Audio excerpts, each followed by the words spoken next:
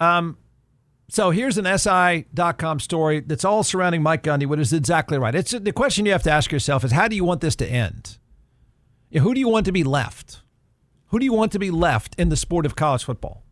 I know right now you think it's cool. I mean, it's cool if you just had 3 or 4 competitive teams. You got to beat everybody else by 70 points.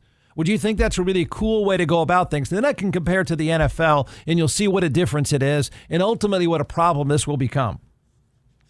Oklahoma State Cowboys head coach Mike Gundy recently discussed the challenges his program faces in the evolving landscape of college athletics, particularly with the advent of name, image, and likeness NIL deals. That is, handing things over to college players. Gundy's candid press conference remarks shed light on the financial disparities becoming increasingly evident among college programs, especially in recruiting. He says, quote, some teams are heavily investing in this NIL, making it difficult for Oklahoma State to compete for players. NIL equals handouts. Got it? There are teams offering, this is Gundy quoting, there are teams offering $300,000 for a recruiting visit. Just so you know what that is, if you go to a football factory and a recruiting visit, he's saying they'll pay you $300,000 and you get to stay at a Four Seasons and you live large. Room's about $2,500 a night. $300,000 for recruiting visits. He pointed out that Ohio State invested $20 million into their roster, a figure that dwarfs what Oklahoma State can afford. That dwarfs what every college outside of Texas, USC, Oregon, and maybe a few others can afford. It's everyone else. He's exactly right. He warned that without revenue sharing, the financial disparities between schools could grow, leading to a lack of parity in college athletics, which there's not much now. In fact, there's not really ever been that much parity. Right now, the trajectory is it's obliterated. And I'll give you NFL examples. The difference in the sports and how one can sustain itself as a business, the NFL. So it's not just going to be lack of parity. They're going to be on different planets. They already are. These programs are already on different planets. Okay, so $300,000 for a recruiting visit. Here's the thing. He has no chance. Increasingly, he will have no chance. Increasingly. If the NFL was run like college football, the New Orleans Saints would never beat Dallas. They wouldn't be on the field with them. In fact, they would get rolled. You know what New Orleans would be? They'd be UTSA. And Dallas would beat them by 70. They would have no chance. They couldn't go into Dallas and compete at all. They'd be UTSA. If the NFL were run like college football, the Texans would still be terrible. They would be awful. You know what they'd be? The Texans that you see now that have built themselves and are paying talent and training talent, the Texans would be Colorado State playing against Texas, and they would lose by 60 points regularly. If they played Georgia, the Texans, who are now like Colorado State, would get rolled by 65 points.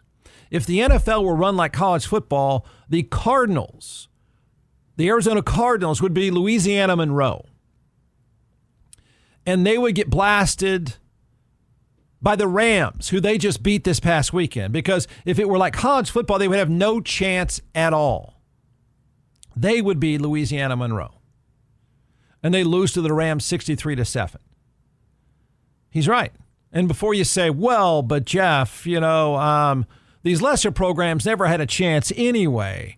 Well, for that argument, I give you Mississippi State, who has no chance. They lost to some terrible school recently. I give you Arkansas. Heck, I'd give you increasingly Oklahoma State. You're going to see that disparity grow and grow and grow. And I know you won't care if you're a fan of the 5 richest. You won't care.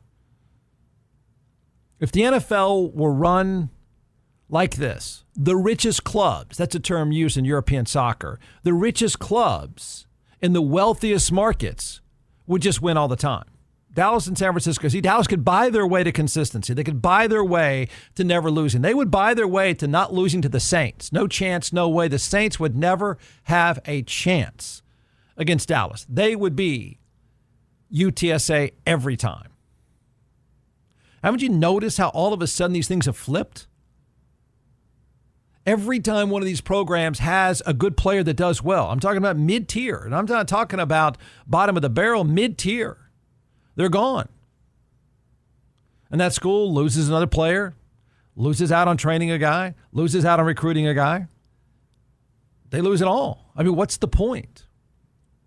So I think it's setting up for something weird, right? But if the NFL were run like this, the richest clubs, you know what would happen? I'll give you another example. You feel free to disagree. The Chiefs wouldn't be chasing 3 Super Bowls in a row. Small market, bad stadium. Patrick Mahomes would be the quarterback of the Dallas Cowboys. And then they would beat everybody by 60 points.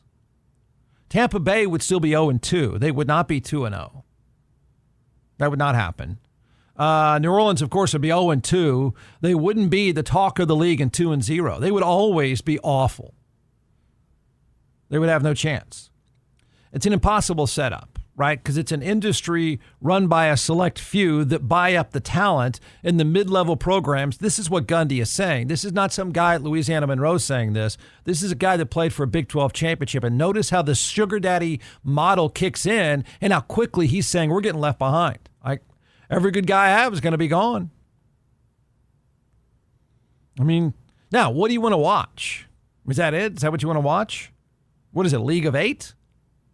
So these mid-level programs, I mean, I'm going to call Oklahoma State that. They're going to be nothing more than blocking dummies on their trajectory right now.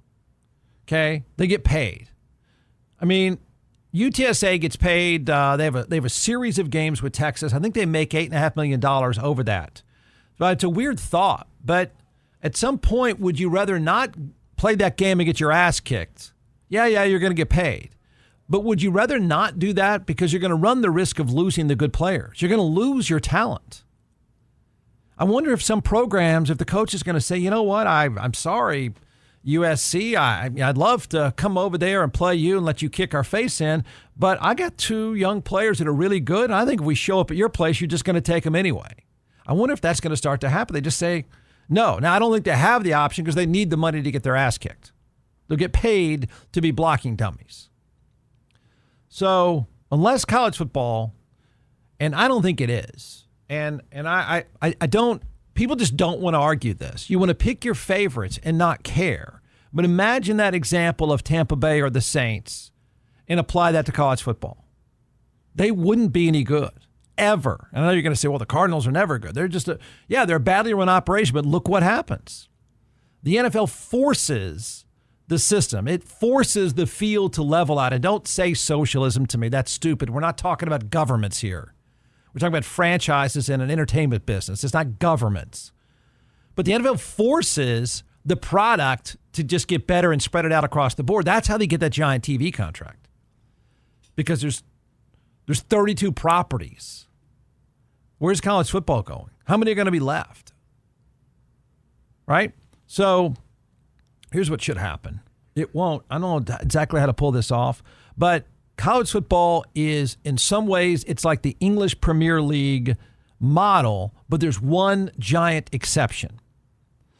Wealthy clubs in European soccer, it's a term that's used. I think you can start using the term right now for college football programs. There's the wealthy clubs, and there are a few, and then there's everybody else.